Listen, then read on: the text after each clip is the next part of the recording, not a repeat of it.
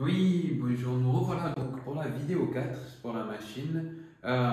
Donc on va essayer de la mettre en route. La dernière fois c'était arrêté sur l'électronique, on l'avait pas mis en route, donc on va la mettre. Donc on va mesurer batterie. Alors, on va mesurer celle-là, première batterie, qui fait donc 16 volts. Vous voyez, elle fait 16 volts, elle est chargée, c'est une batterie de 14 volts, donc elle est chargée. Pour la batterie, la batterie de celle, elle fait 7 volts. Oui, 7 volts. Donc, elle n'est pas du tout chargée. Donc, on va la mettre sur la charge. Donc, on la prend, on la branche sur la charge. Qui est là. Hop.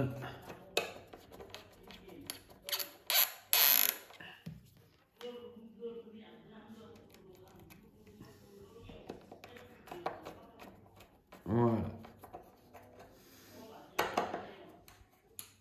Batterie de charge connectée. Maintenant, la batterie de fonctionnement qu'on va brancher.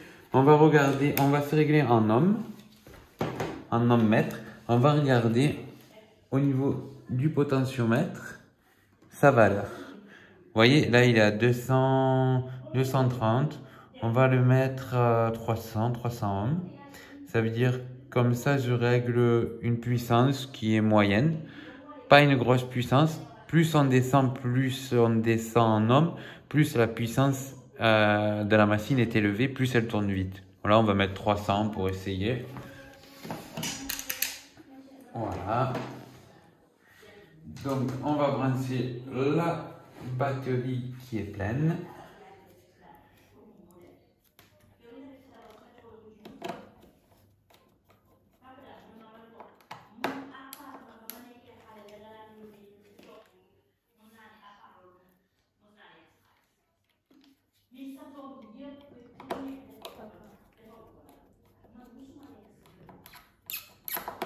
Voilà, elle est connectée.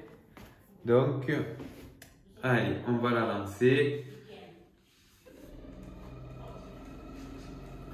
Voilà, elle se lance. On la laisse se lancer. Voilà, donc elle tourne.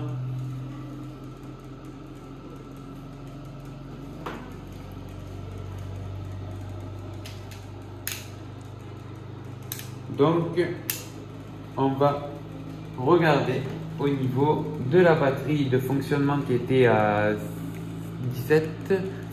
16 volts, je crois, ou 17 volts. Enfin, elle était pleine. On va regarder. Voilà. Là, elle est à... Bon, elle varie 12 volts. Elle est tombée à 12. Elle alimente la machine, ce qui est normal. Et la batterie qui recharge. Regardez, la batterie qui était à 6 volts, elle est déjà sur du 17 volts. Donc, elle recharge.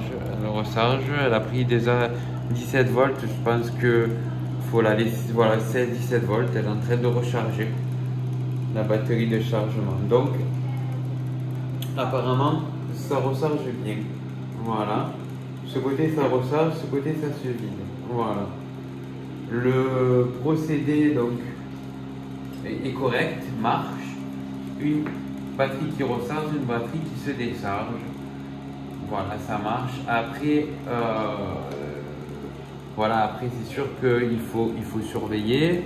Voilà, toujours, on est toujours à du 11.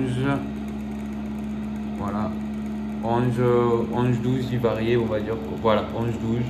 Parce que mon multimètre, il fait que des hauts voltages.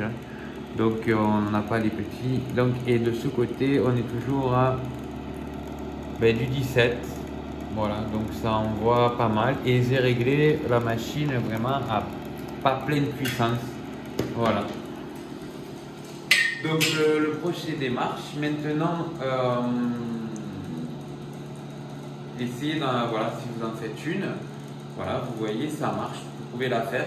Moi, ce que je vais faire maintenant, pour une prochaine vidéo, ce que je vais essayer, c'est que je vais vous mettre une bobine ici. Voilà, de celle-là. Une autre bobine.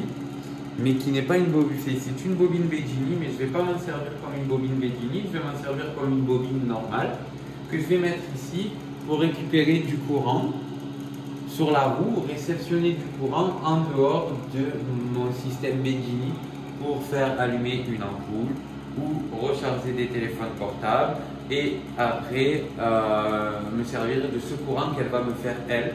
Et quand la machine elle sera vide, cette batterie, on intervertira cette batterie avec elle pour recommencer à la faire tourner. Et cette bobine devrait réceptionner toujours du courant quand la roue tourne. Voilà.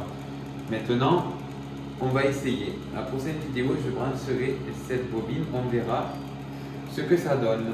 Voilà.